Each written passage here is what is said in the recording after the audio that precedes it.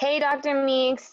This is Team 18 for week 2 of our PowerPoints. We'll talk about strategic leadership. The first slide this week is going to be presented by Joseph. So I'll let him take it away. All right. Hey, good evening, Dr. Meeks. One of the summers we won a case for you this week. First, I want to talk to you about Wang Jian, the CEO of Wanda Group. And myself, I'm actually a big fan of his, watching him for the past couple of years on various YouTube videos as well as various Harvard interviews. The reason why I'm such a fan of his is how he leverages government policy to Wanda's benefit, whether it be from international or domestic politics. He basically is a good weather vane. He goes back and forth. He has an incredible successful track of being able to have access to capital, even though with this year in the last few months that went through that fire sale period, he's traditionally had a successful track record in being able to raise that capital to be able to go after these international projects. He's also been very eagerly willing to go back and forth and be able to pivot whenever he needs to shift off to a new sector of business, whether that be sports, whether that be entertainment, whether it be domestic, whether it be international. As far as the challenges moving forward, I really see the Chinese regulatory environment and the Politburo in particular as their greatest hurdle moving forward. He has a very big history when it comes to the PLA, the People's Liberation Army, service there and service with the Politburo and connections within there.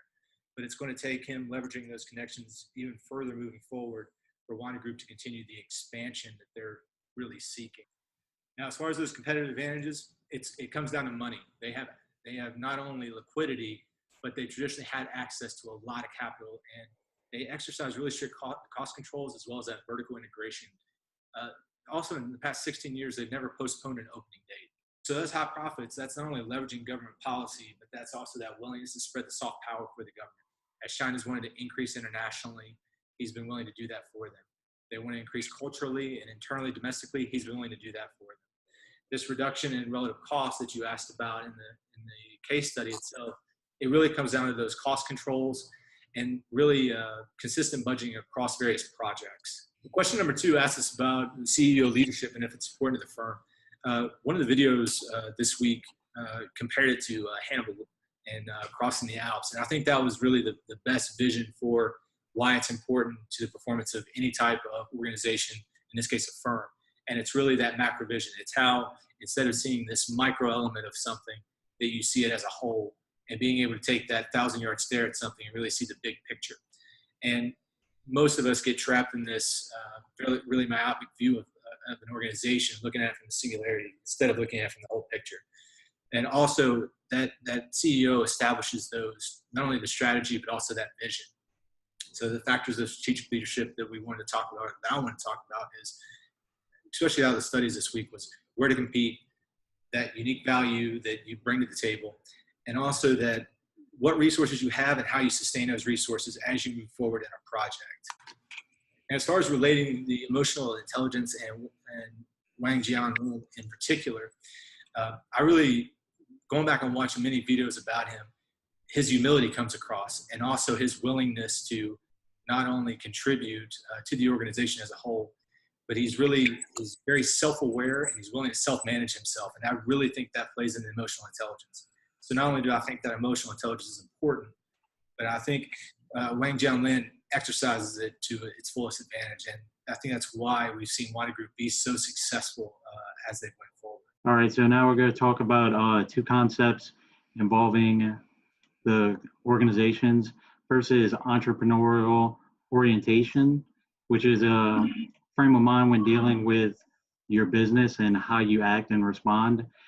By my own words, I'd say that it's an aggressive company, first and foremost. They're willing to take chances, take risks, do what's necessary. It's important to growing as a company, and they see that.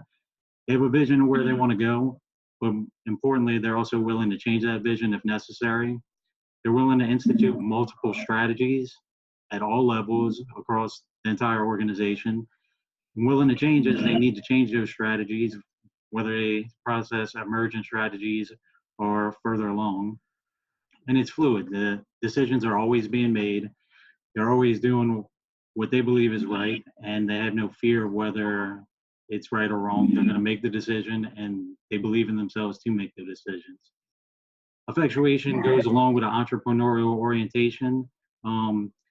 It's the way that they make decisions, which is different from a normal business because their decision making is more open. They have the power to make the choices they choose. They work towards a team idea. They're trying to help the people that they're building relationships with. The shareholders are important. And most importantly, they share ideas with other companies willing to branch out and create new strategic business units and change everything they need. Talking about Wanda and their orientation, is definitely an entrepreneurial orientation. It starts with their leader, as we talked about earlier, Mr. Wang. He went out of his way. He is innovative. He had a vision. He started in a place where people thought you couldn't make a profit and grow a business. He then had great strategies. He was always relying on emergent strategies, which is definitely a key to an entrepreneurial spirit.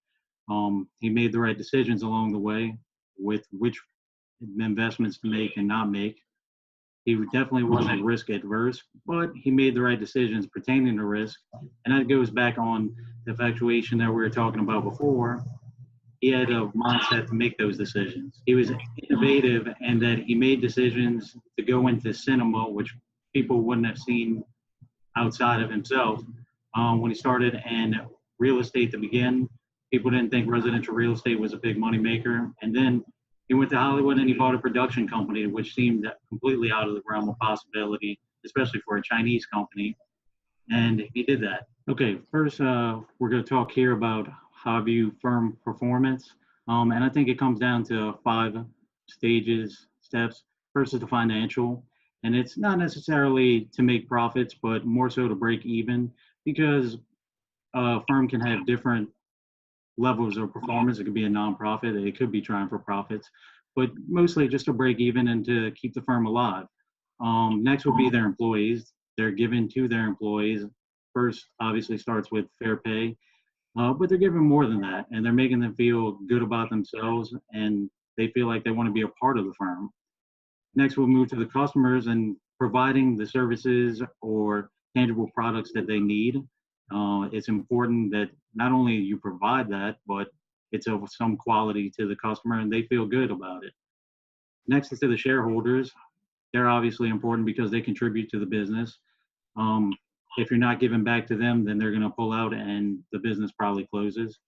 Finally, to society, everything's moving forward, and to improve upon tomorrow, you got to work on it today. So I think that's the important parts of firm performance and how you define it. The triple bottom line and balanced scorecard are performance measures. And I think both of them should be included in strategic management and strategy, because any form of information collection and then analyzation produces some kind of results that help you improve. It gives you sight of what's happening. So anything that's providing some form of information to that level should be used. I just talk about how the firm leaders should determine their firm goals. So that's just by keeping their employees in mind and always having that. They will never have goals if the employees cannot reach that. And also with their mission and vision statement, it has to coincide with the goals. We set goals by using SMART goals, so specific, measurable, achievable, relevant, and time-bound. With specific, you don't want your goals to be vague because one person might think something else while the other one might think something different. Measurable, it has to be in a good time frame and using the same thing every goal. Also achievable, the employees aren't going to try to do a goal if they can't even achieve it themselves, or if the top person in the company can't achieve it. It also has to be relevant. So with the 80-20 Pareto, half of the time 80% of your goals are irrelevant while the 20% are. And with time bound, you have to monitor the progress going on. We create SMART goals because they're well-rounded. There's no confusion. And also with organizational performance. So with the mission, vision, and goals, it helps succeed your company. All right, so the first question here is basically asking how to conduct your environmental analysis.